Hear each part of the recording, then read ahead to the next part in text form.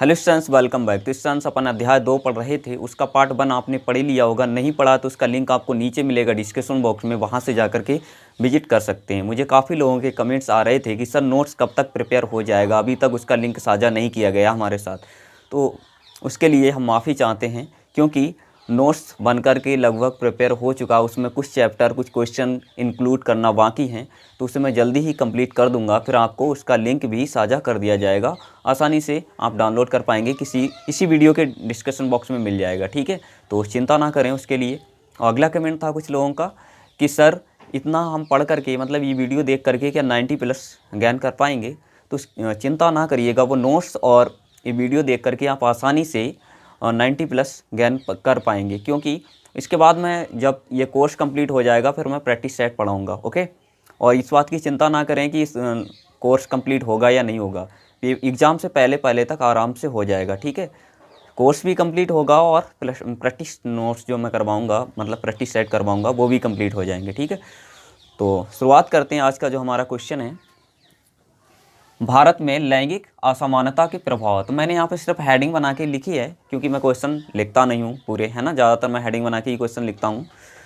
और आपको एग्ज़ाम में क्वेश्चन थोड़ी नहीं लिखने हैं, आंसर लिखने हैं ना, हेडिंग बना के ही लिखोगे। ठीक है, इसी तरह से भारत में लैंगिक असमानता के प्रभाव का वर्णन कीजिए, क्वेश्चन इस तरह का रहेगा। ठीक है, तो आपको सिर्फ हेडिंग बना के उसका आंसर लिखना है। ठीक है, तो शुरुआत करते हैं। किसी समाज में आदर्श संतुलन। किसी समाज में आदर्श संतुलन। आदर्श संतुलन का मतलब ऐसा बैलेंस जिसमें कोई कमी ना हो। ठीक है, संतुलन का मतलब बैलेंस होता है। समाज के अंदर ऐसा बैलेंस जिसमें कोई कमी ना हो, उसे आदर्श बैलेंस बोलते हैं। ठीक है, आदर्श संतुलन कहते हैं। इसके लिए लैंगिक समानता आवश्यक है। लैंगिक समानता का मतलब समझ रहे हो? स्त्री पुरुष का अनुपात कैसा होना चाहिए? बराबर होना चाहिए। मतलब जितनी स्त्रियाँ हों उतने ही पुरुष हों। ठीक है, स्त्री पुरुष का जो अनुपात है वो कैसा होना चाहिए? संतुलित होना चाहिए, मतलब बराबर होना चाहिए। ठीक है, आ रही ना बात समझ में? अर्थात समाज में स्त्री पुरुष की संख्या बराबर होनी चाहिए। मैंने लिख भी दिया है अर्थात करके। ठीक है, अनेक कारणों से हमारे देश में लैंगिक असमानता की स्थिति है, यानी कि बहुत से कारणों की वजह से स्त्री और पुरुष का जो अनुपात है वो गड़बड़ा गया है ना। मतलब पुरुषों की संख्या देखी जाए तो वो ज़्यादा है, स्त्रियों की कम है। इसकी वजह से बहुत से पुरुषों के लिए अविवाहित रहना पड़ता, मतलब उनकी शादी नहीं हो पाती है, जिसकी वजह से अनेक घटनाएं घटित होती रहती हैं, है ना। तो बात कर रहे हैं सन 2011 की जनगणना के अनुसार, मतलब गिनती हुई थी स्त्री पुरुषों की। सन 2011 में जनगणना हुई थी, मतलब लोगों को गिना गया था कितने स्त्री हैं कितने पुरुष हैं। ठीक है, तो उस जनगणना के अनुसार हमारे देश में 1000 पुरुषों पर, यानी कि पुरुषों की संख्या अगर हम 1000 काउंट करें तो वहाँ पर स्त्रियों की संख्या 940 थी। ठीक है, तो मतलब कितनी कम थी? 1000 पुरुष और स्त्रियां कितनी थी? 940, यानी कि 60 कम थे। तो 60 लोग कैसे थे?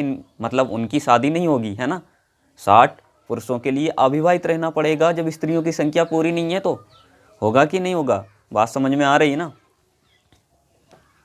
इस स्थिति की वजह से समाज में कुछ पुरुषों को अविवाहित रहना पड़ता, मतलब उनकी शादी नहीं हो पाती थी। शादी नहीं होगी विषय, मतलब लाएंगे तो लाएंगे कहाँ से भाई? स्त्रियों की संख्या ही कम है, 940 है, 1000 पुरुषों पर 60 कम है ना। जिसकी वजह से क्या होगा समाज में?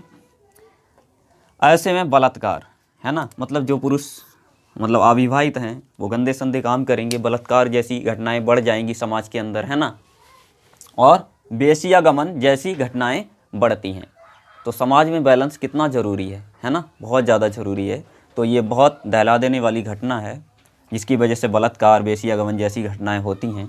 मतलब स्त्रियों के साथ गलत व्यवहार हो जाते हैं, है ना, लड़कियों के साथ। यदि समाज में स्त्रियों की संख्या काफ़ी कम होती है तो उस क्षेत्र में बहुपत विवाह का प्रचलन हो जाता है। ये प्रचलन बहुत गलत है। यानी कि अगर किसी समाज में स्त्रियों की संख्या बहुत ज़्यादा कम है तो क्या करेंगे? एक स्त्री 3-4 पुरुषों के साथ शादी कर लेगी, है ना। तो बहुपत मतलब एक से ज़्यादा पति, है ना। तो ये कितना गलत है, बहुत ज़्यादा गलत है ना समाज के लिए, है ना। तो वहाँ बहुपत का प्रचलन हो जाता है, मतलब एक से अधिक पति, है ना।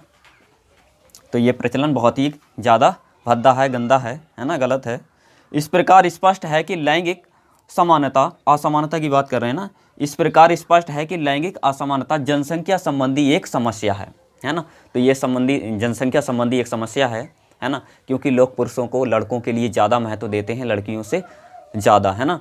इसीलिए समाज में लड़कियों की संख्या कम क्यों हो गई, मतलब हर कोई चाहता है कि लड़का हो, है ना, क्योंकि उनका कोई वारिस होना चाहिए, संपत्ति लेने वाला। ज़्यादातर लड़कों के लिए ज़्यादा महत्व दिया जाता है ना।